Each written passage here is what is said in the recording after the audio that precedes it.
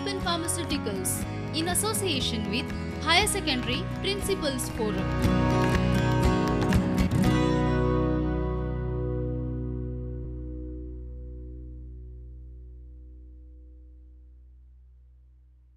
Dear students, after knowing the 7th chapter, we learn how to do the mining.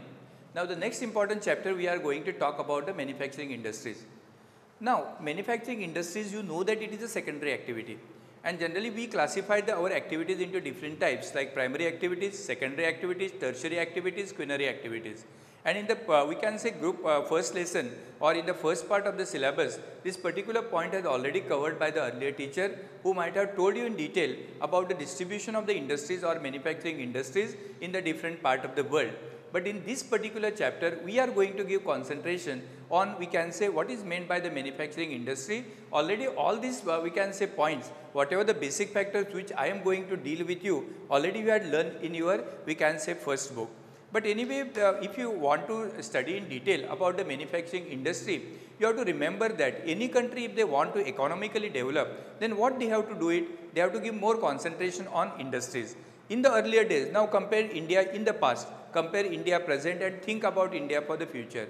Before 1947, our industrial sector was not that much developed. But after 1947 to 1980, there was a stage where the industrial development started taking place. 80 to 2000, you had seen miraculous changes, and from 2001 onwards to 2020, we had seen lot of changes has been taken place in the field of the industrial sector, and therefore we can proudly say that India is self-developed in various industrial parts.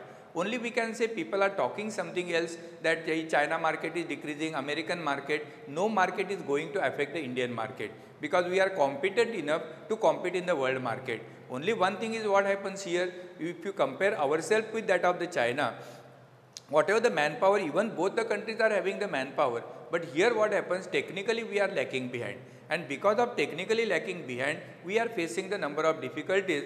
But with the help of COVID-19, I think our country will flourish in the days to come because we learn a lesson that we can survive with limited resources. Earlier days, we never used to think about we can say if the milk is not there, we used to shout it. Now we are accustomed, if the milk is not there also, how to live it, the COVID-19 had taught to us. And that's why we have to remember that these manufacturing industries will make up beautiful changes in the days to come. Now, if I want to start the industry, what are the basic requirements for me? As a layman, I don't know anything about that one. But suppose as a student or as an entrepreneur, if you want to start any, we can say, industry, you require all these factors. Out of that, first and most important factor will be nothing but the capital. Now, you will ask me the question, how much capital I require to start any industry?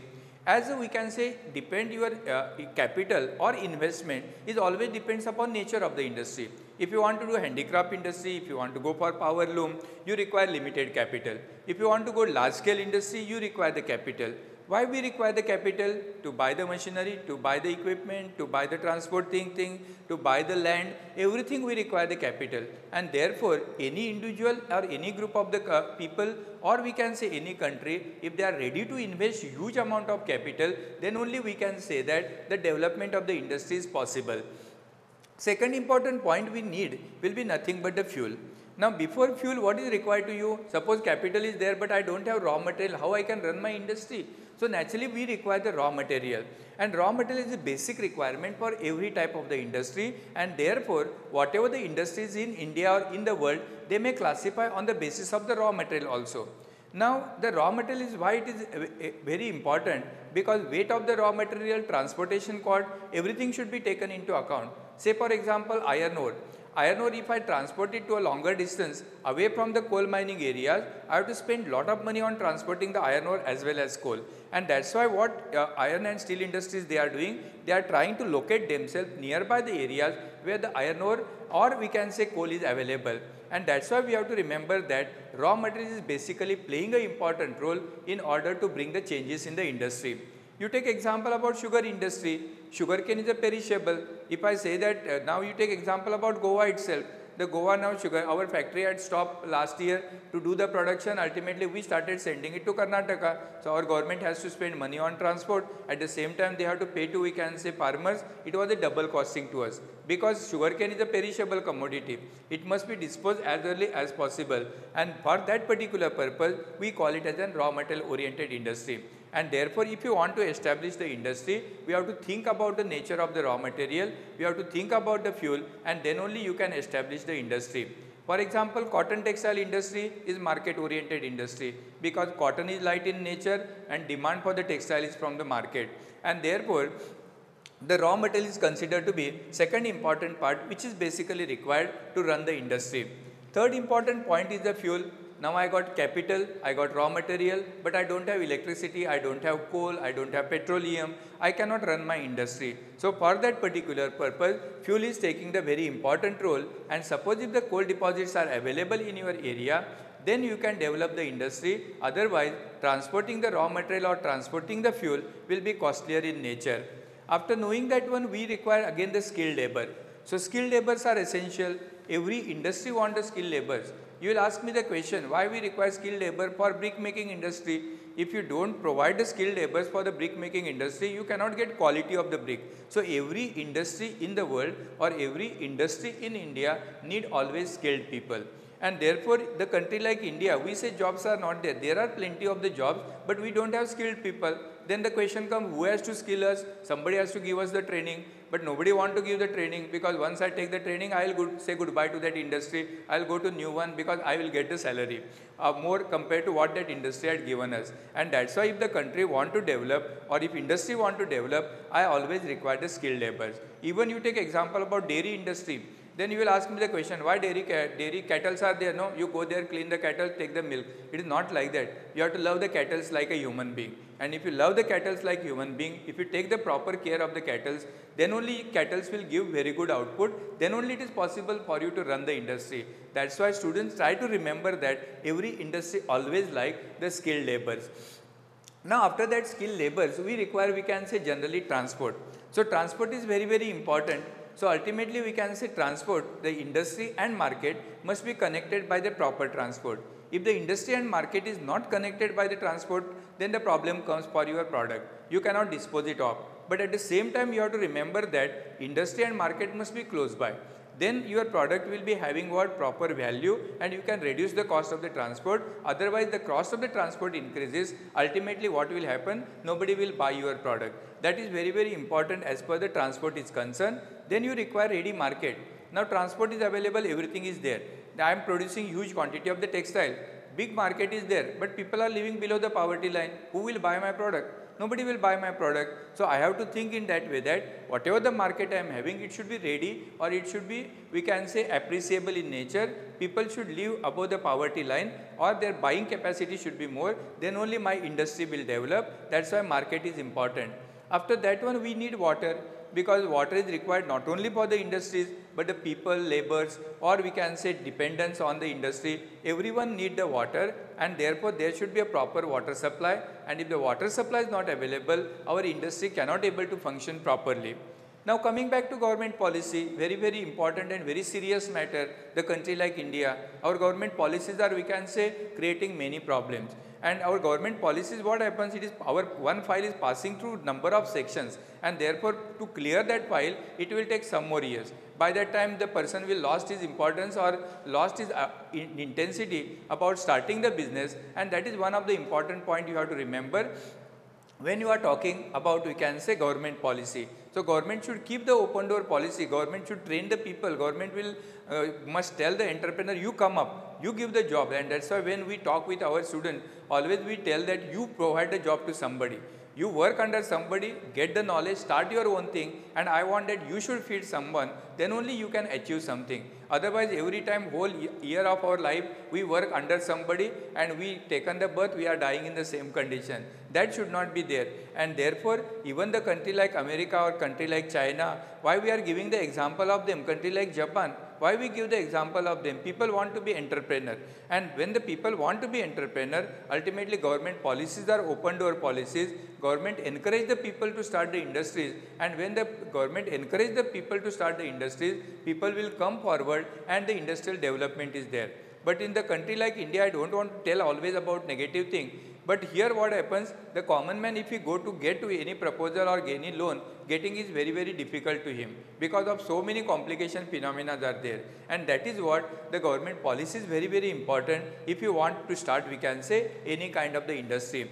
Besides that, so many other factors are important in that particular sector.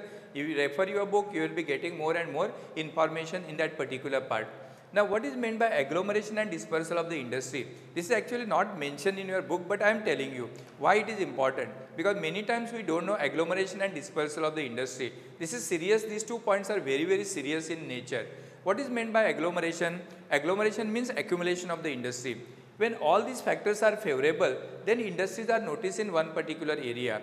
And that particular region, we commonly call it as an agglomeration of industry. And this agglomeration of industry help each other. Now here, how it help each other? Suppose I may be one industrialist and there are 4 or 5 other industries are there. I am using raw material and giving one finished product. That finished product maybe we can say raw material to somebody else. For example, I may be producing the boxes and my next to it there is an industry who is producing the TV. So my box will be used for him to pack the TV. So I am helping him. Sometimes I may supply my labor, sometimes I may supply my machinery, sometimes I will give power resources to him, sometimes I will give you, we can say, skilled laborers. So he can also influence, and that is important as per the agglomeration is concerned. But after Second World War, this agglomeration had converted into dispersal of the industries, because agglomeration had created number of problems. At the same time, if large number of industries are accumulated in a particular area, so many problems are generated. There will be overpopulation, there problem of medical facilities, education, transport, everything is created. Second important point will be what? This agglomeration become target for the enemies during the wartime. For example, Japan accepted a defeat in Second World War. Why Japan accepted the defeat? Because Hiroshima and Nagasaki were attacked by the America, which are the industrial centers. And that is one of the reasons why we can say Japan faced the problem in the Second World War. But now if you visit the Japan, there is no memories of the Second World War in Japan. Till today, if something happens in India, we go on celebrating that one. Somebody had died in so many years, we celebrate. But you take example about Japan, Japan never celebrated the Second World War effect. But Japan decided themselves that yes, I have to change myself, and they had established all the industries. You take example about Tata, when we can say this one, the Taj was attacked by, we can say, terrorists. Tata was thinking what is to be done. But Tata is always having the visionaries. Recent, we can say, comment by the Tata, you might have heard it, and that particular part about what the Tata had told the people, try to live this year, that 2020 only you try to live, and next year you try to think about earning the money. This is always vision of the Tata during that time. And even when the Taj was attacked by the terrorists, Tata had thought that on my Taj, thousands of families are depending. If I stop it, so many families will be jobless or will not survive. And with that intention, Tata had taken the challenge and started the same. Same thing that Japan had done during the Second World War. When the Japan accepted the defeat, Japan started developing by itself. And that's why now after the Second World War, many countries in the world, they are preferring for the dispersal of the industries. Now you take example about Mumbai, you take example about Bangalore, you take about Chennai. Government is insisting the industries to move away from the Mumbai. Why they are telling them to move away from the Mumbai? Because Mumbai is totally overcrowded. And because of the overcrowding, so many problems are generated in Mumbai. And that's why if you happen to go to the industrial part, between Mumbai to Pune, you will see that number of industrial units are set up, even Bangalore, Mysore, then Chennai, Bangalore, all these areas are converted into industrial belt, and that is need of the hour. So that once the industries are dispersed throughout the area, it will solve many problems. Local people will also get the job. They don't require to migrate to the urban areas. So many problems are, we can say, solved by means of that one. Now after that one, we are coming to major industries in India. Will be nothing there, so many industries are there, but as per your syllabus is concerned, we are stick up with many industries. Out of that one, first and most important industry will be nothing but iron and steel industries, cotton textile industries, sugar industries, and so on. Now out of that first and most important industry for all of us will be nothing but the iron and steel industry. Because you can see in Goa, you can see in every area, you can see your own house. When you want to construct, you require iron and steel on a larger extent. And if iron and steel is not available, ultimately you cannot run any industry in any part of the world. And therefore, even in the olden days, before we can say 1947 and so on, India was depending on finished iron and steel from the foreign sector. We used to send only ore from the India to the other countries. But only we can say Jamshedji Tata came forward, he started Tata Iron and Steel Company first, and now you can see that lot of changes has been taken place throughout the country, and one can able to see about 10 to 12 plants which are very large scale plants which are functioning in India, solving the major issues about, we can say, supplying the iron and steel to our country. And generally this basic requirement for the iron and steel industry is, one is about we can say limestone, we require dolomite, we require we can say manganese, at the same time we need the fire clay. These are all basic requirements to run we can say iron and steel industries. Now these iron and steel industries, I already told you, either they should be noticed nearby the iron ore areas or they should be noticed nearby the coal deposit. Now because of that particular reason, most of our iron and steel industries are noticed on the northeastern side of the India. Even I will show you on the map how the things are there, and out of these iron and steel industries, we have, these are the very important industries, while TISCO, ISCO, VSIL, VISL, Rourkela, then Bhilai, then we are having Durgapur and then Bokaro. Out of that TISCO, you may be knowing TISCO is very famous one. If you travel by we can say our Howrah Express, you can get down at Tata Nagar and you try to visit. This is one of the best, what I had seen, one of the best industry in our country, managed totally by the Tata. There is no interference of the government agencies in that area, and if you see, people are so living peacefully and everything, no garbage, nothing is done. I am not going to talk about other things, but only we will concentrate on the industry first. So this Tata Iron and Steel plant located at a distance of 240 kilometers away from the Calcutta. Then here how they will get the things what they want, actually water which they are getting it, or we can say Karkal river and we can say Subranaka river. These are the very small rivers are there, but they supply the water for the Tata Iron and Steel. Beside that, they had constructed number of borewells there, and with the help of borewells they are taking the water. They get the iron ore from we can say Normandy areas and we can say Badampur region, and coal is obtained from the Joda mine. But remember that this Tata Iron and Steel plant is located on we can say railway line, and one located or very close by to the railway line, and additional railway line is given to Tata Iron and Steel to supply we can say coal and finished product. That's why this particular plant is running very nicely with the help of we can say support from the government as well as railways and other sectors. Now we are having next one is ISCO. ISCO is nothing but Indian we can say iron and steel company. This plant is located at we can say Kulti and Burhanpur. In the next map I am showing you all the things. Then here they get the coal from we can say two areas. One is we can say they get Rajmula, then we can say Jharia coal field is also there, and they get iron ore from what Singbom, and water is obtained from we can say Barakar river. Then we are having VSIL. Actually VSIL was originally named as Mysore Iron and Steel. But to give the credit to our, we can say, intelligent architecture, Vishveshwaraya, the name has been given to them as an Vishveshwaraya Iron and Steel plants. Many of the students, you may be aware about the Vishveshwaraya, who are the pioneer to construct, we can say, number of dams in the world. And you may be knowing, many of us, we don't know Vishveshwaraya. Sometimes when we ask the question in the classroom, who is the chief minister, till today we are saying Manohar Parrikar. Because we are not accustomed with the knowledge only. Otherwise, my student will take the, we can say, this one he will ask the Google. And now in the future, I think every time we want to take the bath also, we are asking the Google. We are so much accustomed with the Google in that particular direction. That's why this Vishveshwaraya is one of the pioneer in many we can say dam sites in India. For example, if you go to Kaveri river project, the dam is constructed by the Vishveshwaraya. Even in America, he had constructed the dam where at the center, the name of the India is there. India in the, we can say English, and Bharat in, we can say in our, we can say this one, our usual words are mentioned. But here what happens, he located that tile at the center. And if you just press that tile, if you want to remove the tile, water starts flowing from the top. If you remove it, there is a damage to the, we can say, the particular, this one dam. So that was the idea used by the Vishveshwaraya during that time. And to give the credit and respect to the Vishveshwaraya, ultimately Karnataka government had taken the decision to give the name to the plant as an Vishveshwaraya Iron and Steel. And they will be located, we can say, close by to, we can say, Kemangundi, in we can say Baba Budan Hills, very close by to Baba Budan Hills. Earlier days, they were not having, we can say, coal deposit. This is the only plant in southern part of the India we are facing the difficulty, because southern part of the India we don't have coal deposits, so we have to totally depending on electricity by some other agencies, which was expensive in nature. And during earlier days, what they used to do it, they used to cut the forest and use the forest for the purpose of, we can say, energy, and that energy was used to, we can say, manufacture the iron and steel. But afterwards, when the Jogfall, we can say, project came into existence, they start getting the electricity from that one, and then Bhadravati river is trying to supply the water to this plant, and that's why this plant is considered to be one of the important plant in the southern portion of India.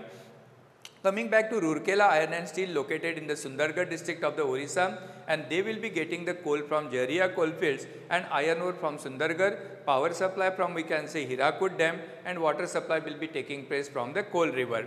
Then we are having the Bhilai Iron and Steel plant located in Durg district of Chhattisgarh, iron ore from we can say Dali and Rajaria mines, and coalfield from we can say Korba. Beside that, Durgapur and other we can say are the major plants noticed in we can say the different part of the region.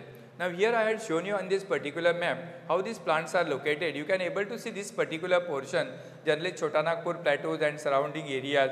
This particular portion is associated more number of we can say industries, and only one we can say industry notice here is nothing but we can say Bhadravati areas, and these we can say plants are located in Bihar, Orissa and West Bengal region. And why they are noticed here? Because here coal mines are there, iron ore is also there. At the same time we can say whatever the limestone requirements are there, all these things are available in this area, and that's why these industries are located in this particular region. But if you take about the central portion of India and this particular portion, we don't see much more plants here. Only mini plants are noticed in all those areas, but there we can say presence is quite limited in nature. Now coming back to another industry, one is we can say sugar industry and second one is petrochemical industry. These two industries are also very important industries for the economic development of the nation. And if you just study or refer the different books, even in your first portion or first chapter, you might have studied about the sugar industry and so on, world distribution. Then that time we can say Brazil is one of the leading, or Brazil is the leading exporter of the sugar market. But if you see the overall scenario of the world, India is actually the leading producer of the sugar in the world. But our consumption is very large, and that's why we say that we are generally producing around 8% of total world sugar production will be coming from that of the India. And generally it will be noticed beside the sugar, we are going to get khansari and jaggery are also prepared by using the we can say sugar cane. And that's why the sugar industry is very important to us, because it is used for the distilleries. Because distilleries also need we can say raw material that is obtained as the end product from the sugar industry, that will be sent to them, and whatever the waste of the sugar cane is there, that can be converted into thin sheets and so on, used for the purpose of making the cardboards and other sectors. That's why the sugar industry got more importance, and this is considered to be we can say raw material oriented industry. Now here the question comes, why we call it as a raw material oriented industry? Because we can say sugarcane is a perishable commodity. If you keep the sugarcane for 4 or 5 days, you see what is the condition. It goes on drying. Sugar content remains same, but weight will be less. And that's why what we are going to do it, wherever the sugarcane growing sectors are there, those areas only we have established our industry. Now coming back to the location of them, Maharashtra is the leading producing state as per the sugarcane is concerned, and the production is coming from almost all the districts of the Maharashtra. And production beside this Maharashtra, we are getting the production from Karnataka, UP and Tamil Nadu. Here I had reduced again the localities. Why I reduced the localities? If I go down explaining to you all the localities, it will take another 10 minutes. So naturally you remember that Maharashtra, if you take Bandara district, you can take Kolhapur, Satara, Sangli, Nagar, then you can go even we can say Shirdi. All those areas if you just visited, you will see that sugarcane is grown on a larger scale, and that sugarcane will be undergoing the process. But here in Maharashtra they face the problem. Even though Maharashtra sugar industry run almost 6 to 7 months, but almost 30% of the sugarcane they have to we can say use it as a fodder, because industry is not accepting them. That is one of the reason where the Maharashtra facing the problem. In Karnataka many localities, you go to we can say Ballari, you go to Belgaum district, you go to we can say Nippani, then Khanapur, all those areas in Karnataka we have. UP also the quality of the sugarcane is very good compared to the qualities in southern portion of India. Now here one important point comes is in the case of UP, whatever the sugarcane you are producing is very good quality. Even a single sugarcane can give 1 liter of the juice. That is a speciality of you can say UP and other areas because of Indo-Ganga plains. And that is one of the reason why we can say UP is also producing huge quantity of the sugar. Tamil Nadu sugarcane industries are quite limited in nature. Next industry what we are going to do will be nothing but we can say petrochemical industry, and these petrochemical industries are not that much developed in the country like India. The reason behind that one is we don't have crude oil petroleum production. Only we can say Digboi is there, Ankleshwar is there, then we will be having some part in the southern region. But whatever the product you are getting from them will be used for the different sector, and there are 3 industrial sectors has been divided here. Which are the three industrial sectors? The three organizations which are working under petrochemical sectors are Indian Petrochemical Sector, which is responsible for petrochemical like polymer, chemical and fiber. That's why this industry is very, very important to almost all the industry, because they supply polymers, they supply chemicals, they supply the fibers. Second important we can say is nothing but the Petrophil Cooperative Limited, which produces polyester filaments, yarn. And the third will be Central Institute of Plastic Engineering, involved in training activities. Now here you will ask me the question, what is this plastic industry is having link with the petrochemical industry? Because whatever the petrochemical byproducts are there, they are used in almost all the things, and that's why this third sector is very, very important, because it will be giving the training to all these people. And these petrochemical industries are located in Mumbai, they are located in Pimpri Chinchwad, then they are located in Cochin, even we can say Mathura areas also. We have the industrial we can say sector.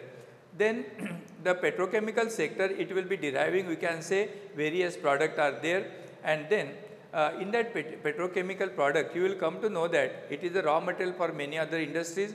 Three organizations already we discussed it, that is Indian Petrochemical Limited, then all those things are there, and they will be playing the important role to carry out we can say various activities. Now coming back to, we are coming to one more important industry, will be nothing but we can say cotton textile industry. Along with the cotton textile industry, we have to prepare about jute industry also. Now in the case of the cotton textile industry, we call the cotton textile industry as what? Market oriented industry. Now why we call it as a cotton textile as market oriented industry? Because the cotton is light in nature. So cotton can be transported easily by means of we can say the roadways, and there is a demand for the we can say what? Demand for the textile from the market sector. And because of that particular demand, these industries are noticed very close by to the marketing area. You see about before independent, we can say pre-independence and post-independence sector about this industry. If you study, you will come to know that in before we can say 1947, India was exporting raw cotton to various parts of the world, especially UK. But after 1947 or even before that, so industry started establishing in India, and now you can see that India is the leading producer as per our muslin is concerned. And if you just read out all the articles which are coming there, Indian cotton textile are going in the world market, and world market products are coming to India. For example, jean is not actually required in the country like India, but jeans are coming from western sector to Indian market, and our we can say churidars and everything, cotton dresses are going to the world market. So who is leading the world? We are only leading the world. We are sending the product to foreign countries. We get finished product from them. For example, made in Japan. We always prefer that cloth which is made in Japan. We prefer it. But where it is made in India only, by the Indian industries, only mark as a Japan. It goes to Japan, come back from Japan to India. Even chocolates, if you take example, Nestle is the main supplier of the chocolates in the world market. Marking is done in Saudi Arabia, or printing is done in India, goes to Saudi, from Saudi it will come back. So chocolates are lucky because they are flying and they are coming back to Indian market. Now coming back to, we can say we will be why our industries are developing day by day in the regions like Mumbai and so on. We have to remember that we have having we can say skilled laborers are there with us at the cheaper rate. Large demand is there from the market, and therefore the cotton textile industry had captured very good market in the country like India. Now different kinds of the industries are included in that particular part. One is the handloom and powerloom. You may be remembering that handloom is having good demand in the world market. If you take example about Belgaum and so on, where the power looms are there, and whatever the saris manufactured in Belgaum and all those things, they are going to world market because many people are buying those from the world market sector because of the good quality of the saris from India. Even chudidars and all those things are going from this region. And therefore these handlooms and power looms, now handlooms are many cases they are decreasing in number. Only in case of the silk industries and so on, they are using these handloom activities, and handlooms and powerloom industries are located in the states of Maharashtra, Karnataka, Tamil Nadu and Andhra Pradesh. Maharashtra, you can see most of the localities. Maharashtra, you can take Solapur, Ratnagiri, all those areas. You will be having, we can say, gigantic industries are there. And if you see the scenario here on this map, you will come to know that, see how these industries are. When I was talking about the iron and steel industries, I located this much portion. But when I am talking about the textile sector, I had located this entire portion here, where every sector we are having the large scale industries are there, and it will be noticed in that particular form. And then coming to, we can say, next important part, and that is a we can say very important and essential part is knowledge based industry. Now knowledge-based industries captured the good market. Even you take example about Penjim and so on, you can see the multi-story buildings are constructed for what? These knowledge-based industries. And these knowledge-based industries will provide the knowledge to you, whatever your mobile network or whatever your ATMs, all those things are related to our knowledge-based industries. And these knowledge-based industries includes, we can say, KPO, that is knowledge processing outsourcing, and BPO, that is business processing outsourcing. They had kept the open door market in the world sector. If you go to the Pune or if you go to, we can say, Bangalore, Chennai hub, you can see that all our IT people from Goa and all those things, why they go to that area? Because they are getting the job there. And India is a major, we can say, supplier of knowledge to world market. We can supersede the world without much more difficulty, because most of our knowledge-based sector is working on the foreign areas. So whatever our children are working in Pune, Bangalore, etc., they are working in IT sector. They are serving whom? They are serving the other part of the world, because their industrialists take the project and they provide the services to them. And these industries are played a major role, and they are noticed in, we can say, Mumbai, Chennai, and we can say Noida sector. Now coming back to, we can say, the last, we can say, the software parks. I am just showing you about different areas here. Noida region is there, then Lucknow we are having, then we will be having, we can say, Indore, then we can say Mumbai, Pune, Hyderabad. All these areas one can able to see the knowledge-based sectors are there. After knowing that knowledge-based sectors, only we are coming to, we can say, these industrial regions are there. As per this exam point of view, I am not going to tell you all the things in detail, because only few industries we included in the syllabus. But these are the simple technical knowledge you have to see. One is about Mumbai-Pune region. You can able to talk easily how the Mumbai-Pune regions are developed, because Mumbai to Pune, even the distance is little bit long one. But now if you go to the Mumbai-Pune, this region had extended even up to Kolhapur at a distance of 300 to 400 kilometers. If you go to that entire stretch, you can see that the express highways are developed. And because of that express highways, many industrialists are coming up, and agricultural land become converted to barren land. And in that barren land, one can able to see the industries. And why these industrialists are coming away from the Mumbai? Because they require the cheap labor, they require water supply, they require transport, congestion is there, pollution is there. Therefore, this Mumbai-Pune region even extended up to Nashik, Solapur areas, and they are the leading in the different industries. It may be, we can say, textile sector, it may be automobile sector, it may be, we can say, the sugar industries. Number of industries are located on Mumbai-Pune region. Then we have Hooghly industrial region, which is very close by to Calcutta. Hooghly river is a tributary of the Ganga, and on the bank of this Hooghly river, large number of industrial sectors are developing in this area, and they also help a major role in, we can say, developing the industries in our country.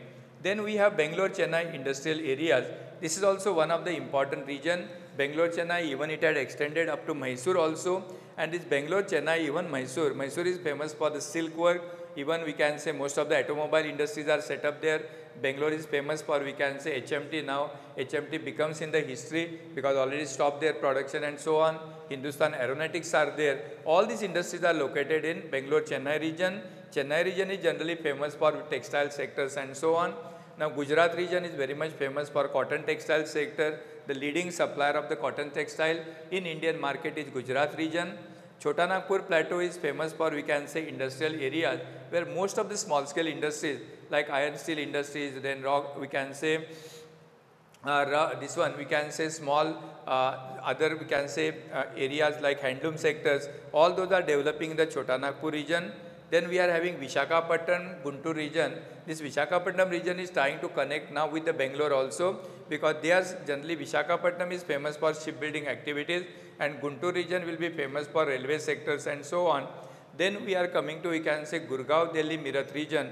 Again, Gurgaon is famous for our IT sector, because maximum IT sector is coming from Gurgaon, or whatever you can say, your internet, whatever the services are there, that will be provided from the Gurgaon region. If you place the order for laptop, mobile, internet, everything will be managed from this Gurgaon region, because nearby the Gurgaon areas, from the Punjab and all those sectors, the different light product, we can say, articles are manufactured, they will be assembled in Gurgaon areas. From that it will go to Delhi, then it will supply to, we can say, different part of the India. And Kollam Trivandrum region is famous for, we can say, cotton textile industries and so on. And that will be giving you the idea about how these industrial regions are there. So only it is my request to you, remember the map of the India. Once you remember the map of the India, you know what localities are there. this is, we can say, Noida region, because we will ask generally one question, draw the outline map of the India and locate the Noida region. But unfortunately, we face many times the problem. Mumbai is somewhere here, you are putting Mumbai somewhere. At least use your little bit brain that Mumbai is on the coastal region. So show nearby to coastal areas. Many times we see the difficulties from the student level because they are saying like that. This is generally, we can say, area like Noida region. Here you can come across Chota Nagpur regions. Here you can see this particular portion. What you can able to see is nothing but, we can say, the Noida, this one regarding Hooghly Basin, all those areas. This will come to Gujarat belt. Then here we can say Mumbai, Pune. This you can extend it up to Nashik, then down Manmad, up to here Kolhapur side also. This particular portion will be coming here. And here we come across, we can say, Trivandrum and all those areas, they are famous here. And this particular side, we come across the Visakhapatnam port, which is also one of the leading in that particular activity. So this particular lesson will be giving you, can say, many more ideas, because it will become difficult for us to cover within the short period of time, because most of the things we take at least 7 to 8 lectures, means 8 into 4. If you calculate, it will be almost, we can say, 320 minutes we require. But only we had given some glimpse of that particular part. As a result of that, as a student of, we can say, geography, you will understand something about that one. So anything, anyway, in the future will be teaching to you all the concept, but this is giving you some idea in that particular field. So just I'm coming to this conclusion, because these two lessons, what I had covered it, I am thankful to the medias for giving me a golden opportunity to share my knowledge. I don't say I am not that much expert, but many times I prefer to go for some maps wherever there may be possibility of mistakes. We'll try to rectify it, and even the media is doing very good job to reach to you people who cannot able to access, we can say, with the help of this whatever the technology available.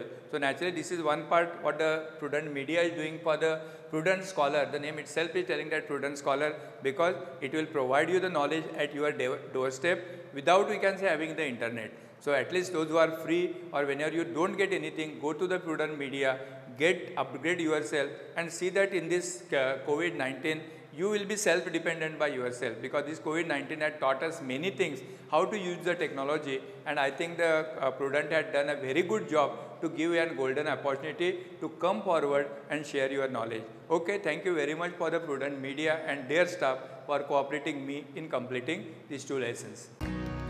Prudent Scholars, powered by Lupin Pharmaceuticals. अब आपकी सुरक्षा आपके हाथों में। ल्यूपी safe hand sanitiser, आपका और Chennai super Kings का first line of defence. अब आपकी सुरक्षा आपके हाथों में। ल्यूपी सेफ हैंड सैनिटाइजर, आपका और चेन्नई सुपर किंग्स का फर्स्ट लाइन ऑफ डिफेंस। अब आपकी सुरक्षा आपके हाथों में। ल्यूपी सेफ हैंड सैनिटाइजर, आपका और चेन्नई सुपर किंग्स का फर्स्ट लाइन ऑफ डिफेंस।